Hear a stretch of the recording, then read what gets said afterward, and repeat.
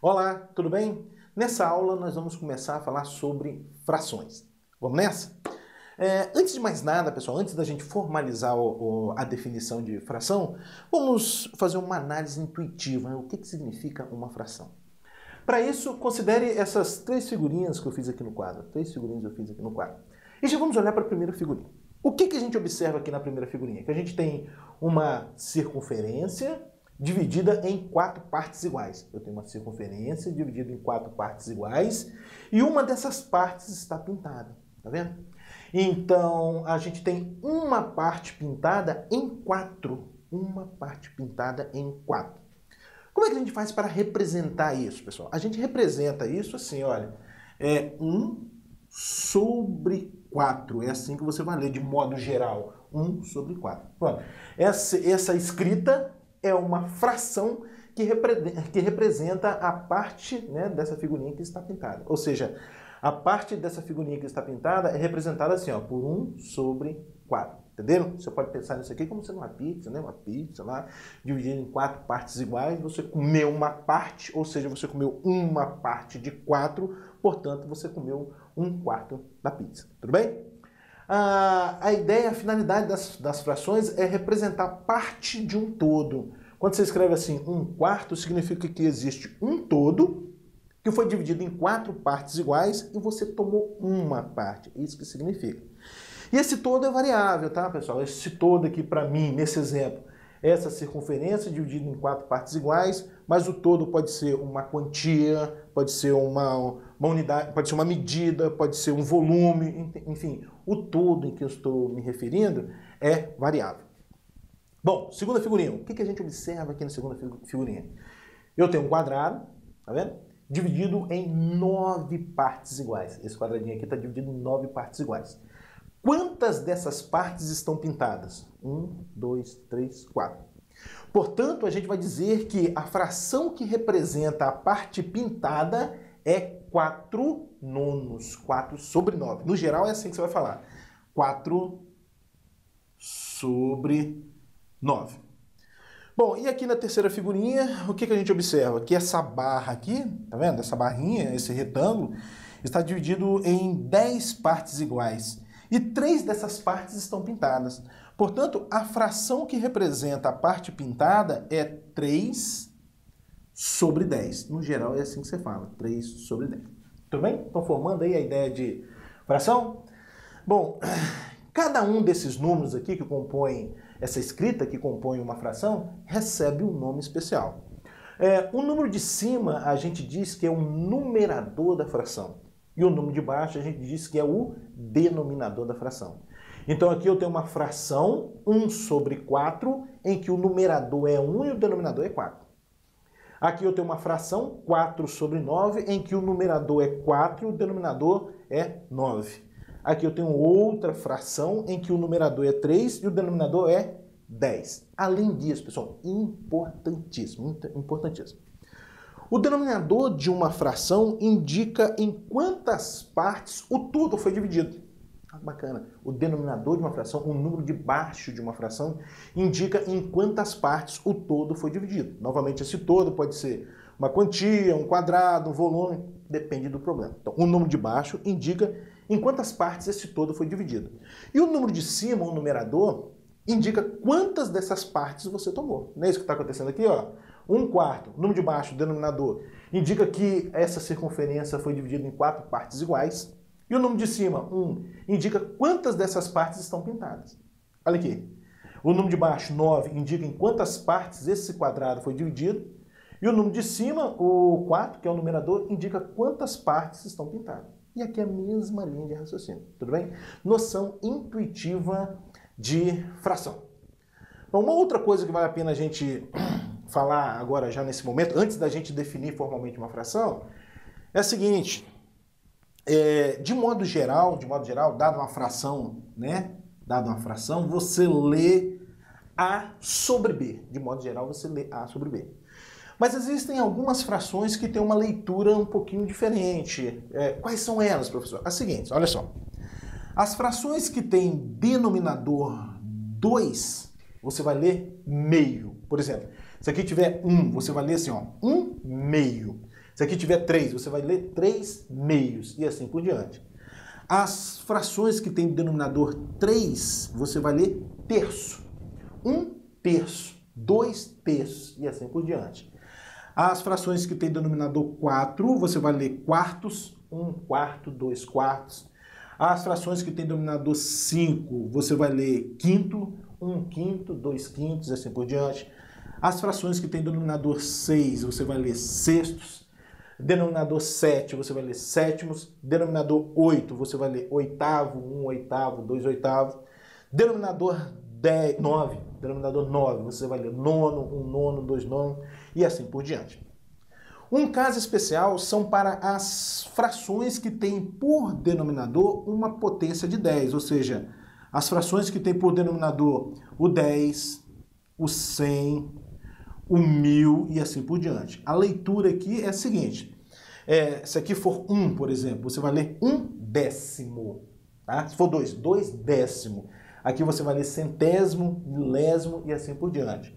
1 décimo, 1 centésimo, 1 décimo, 1 centésimo, 1 milésimo, aqui, né? 1 milésimo e assim por diante. Qualquer outro caso, pessoal, qualquer outro caso, você vai ler o numerador, o denominador, seguido da palavra avos. Por exemplo, essa aqui, olha, 7 sobre 12. O sobre é uma leitura universal, mas isso aqui você pode ler 7 sobre 12 ou 7 12 avos. Tá? Outro exemplo aqui, você pode ler 8 sobre 21 ou 8 21 avos. Leitura de frações. Tudo bem? Bom, pessoal, agora a definição formal de fração, né? A definição matemática de uma fração. Vamos lá? Uma fração é todo número da forma A sobre B, onde A e B são números naturais e B é um número maior do que zero. Daqui a pouco a gente faz uma observação por que faz ser necessário esse número B ser um número maior do que zero. Além disso, A chama-se numerador e B o denominador da fração. Pronto, aqui está a definição matemática de uma fração. Uma fração é todo número da forma A sobre B, onde A e B são números naturais e B é maior do que zero. Além disso, o A a gente chama de numerador e o B a gente chama de denominador. Vamos lá? Alguns exemplos. Exemplos de frações. 1 sobre 3, que você pode ler 1 terço. Depois, 3 sobre 7, que você pode ler 3 sétimos. Depois, 5 sobre 8, que você pode ler 5 oitavos. Só mais um exemplo. 11 sobre 5, que você pode ler 11 quintos. Muito bem. Bom, pessoal, agora algumas observações. A primeira observação é a seguinte. Uma fração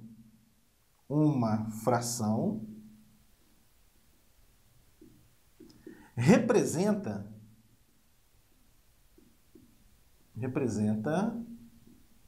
uma divisão. Importantíssimo isso aqui, pessoal. Uma fração representa uma divisão. Mas, professor, uma divisão de quem por quem? De A por B. Pronto, uma fração A sobre B representa uma divisão de A por B. Bom, essa observação aqui, através dessa observação, a gente consegue entender por que esse número B aqui tem que ser um número maior do que zero. Veja bem, considere a fração, por exemplo, 20 sobre 4. Conforme essa observação aqui está dizendo para a gente, ela representa uma divisão. De quem por quem? De 20 por 4. E 20 dividido por 4, isso dá 5. Muito bem. Por que 20 dividido por 4 dá 5? Porque 5 vezes 4 dá 20. É assim que a gente verifica se uma continha de divisão tá certa, né? 20 dividido por 4 dá 5, por quê? Porque 5 vezes 4 dá 20. Agora, por que não pode o B ser zero? Por que o B tem que ser um número maior do que zero? Tem que ser um natural maior do que zero. Ou seja, não pode ser o zero. Vamos pensar? Olha só. Suponha que você tenha essa fração, ó, 20 sobre 0. Conforme essa observação está dizendo para a gente, isso aqui representa uma divisão, não é verdade? A divisão de quem por quem? De 20 por 0. Então tá. Qual é a divisão de 20 dividido por 0, melhor dizendo? Dá quanto isso aqui? Será que dá 0? Vamos ver. Se der 0, então 0 vezes 0 tem que dar 20. Isso ocorre? Talvez dá 20. 20 vezes 0 vai dar 20? Também não dá.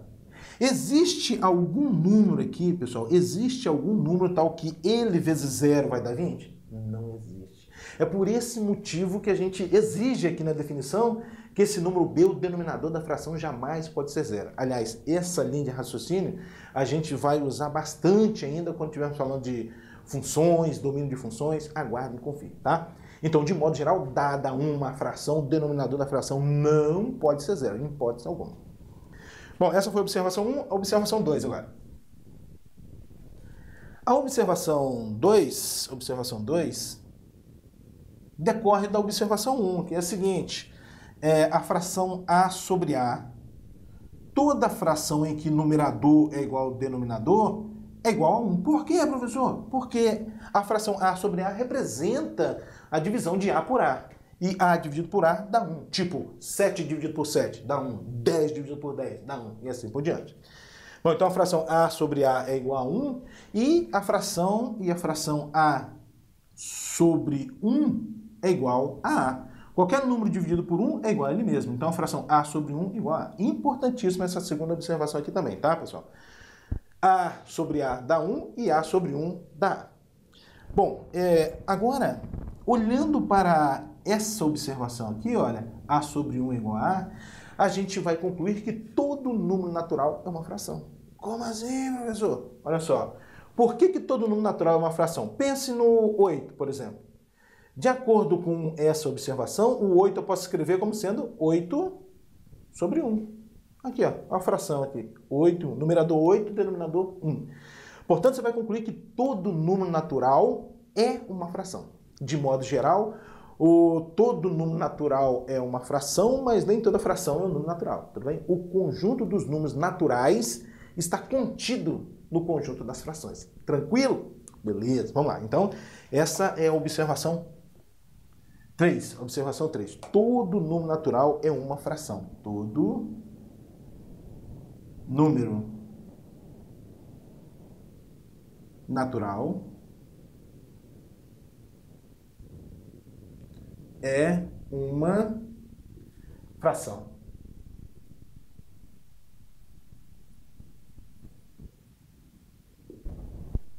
Bom, pessoal, agora alguns tipos de frações. O primeiro tipo de fração é o de fração aparente, pessoal, fração aparente. A gente vai dizer que uma fração é aparente quando o numerador, o número de cima, for múltiplo do denominador. Tá? É essa a definição de fração aparente. É aquela fração em que o numerador é múltiplo do denominador. O número de cima é múltiplo do número de baixo. Por exemplo, a fração 6 terços, ela é aparente. Por quê? Porque o numerador, que é 6, é múltiplo de 3. Os múltiplos de 3 são 0, 3, 6 e assim por diante. Outro exemplo de fração aparente, 10 meios. 10 meios. Outro exemplo de fração aparente, tá vendo? Por quê? Porque o numerador é múltiplo do denominador. Mais um exemplo, 12 quartos. Vou colocar assim, 12 quartos. E assim por diante, não é verdade? E assim por diante. Existem infinitas frações aparentes. Bom, em que sentido você acha que está aparecendo essa palavra aparente? No sentido de que esse aqui, na verdade, não é bem uma fração, né? É um número natural, concorda comigo? 6 terços é 6 dividido por 3, que dá 2. 10 meios é 10 dividido por 2, que dá 5. 12 quartos é 12 dividido por 4, que dá 3. É nesse sentido que está aparecendo o nome fração aparente. Parece uma fração, mas no fundo é um nome natural. Tranquilo? Bom, agora a fração própria. A gente vai dizer que uma fração é própria quando o numerador for menor do que o denominador. Fração própria. O número de cima é menor do que o número de baixo. O numerador é menor do que o denominador. Exemplo, 2 sétimos. Não, 2 sétimos é uma fração própria. O numerador é menor do que o denominador. Que mais? Vamos colocar aqui 5 oitavos. Outro exemplo de fração própria. 12 17 avos. E assim por diante, tá? Então, toda fração em que o numerador é menor do que o denominador, a gente vai dizer que é própria. Fração imprópria é toda fração em que o numerador é maior que o denominador. É o contrário disso aqui, né? Agora, o que tem que acontecer? O numerador é maior do que o denominador. Por exemplo, vamos colocar 7/5. 7/5. Observe, o numerador é maior do que o denominador. 7/5, 17/15.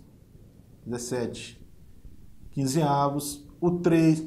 3 3 é uma fração? É um número natural, é uma fração. Qual é o denominador aqui? É 1. O 3 é maior do que 1? Então isso é uma fração imprópria. De modo geral, todo número natural é uma fração imprópria, tudo bem? E agora, fração irredutível. A gente vai dizer que uma fração é irredutível quando o maior número que divide tanto o numerador quanto o denominador for 1. Nesse caso, a gente vai dizer que o numerador e o denominador são primos entre si. Por exemplo, exemplo de fração irredutível, 3/5. 3/5 é uma fração irredutível. Por quê? Porque o maior número que divide os dois ao mesmo tempo é 1. O maior número natural que divide os dois ao mesmo tempo é 1. Em outras palavras, conforme a gente vai ver nas próximas aulas, não dá para a gente simplificar essa fração, né? 3/5 não dá para a gente simplificar. Um outro exemplo de fração irredutível, 8/7. 8/7. Tem aqui um exemplo de outra fração irredutível. Para ser irredutível, pessoal, não significa que tanto o numerador quanto o denominador tem que ser números primos, como está aparecendo aqui no primeiro exemplo. 3 é primo, 5 é primo. É uma fração irredutível. Mas essa fração aqui, olha, 8/7 também é uma fração irredutível. No entanto, o numerador não é um número primo, tá? Então não pode confundir as definições, tá? A gente vai dizer que uma fração é irredutível quando o maior número que dividir tanto o numerador quanto o denominador for 1. Nesse caso, a gente diz que o máximo divisor comum do numerador e denominador é igual a 1. Em outras palavras, não dá para a gente simplificar mais a fração. Tudo bem?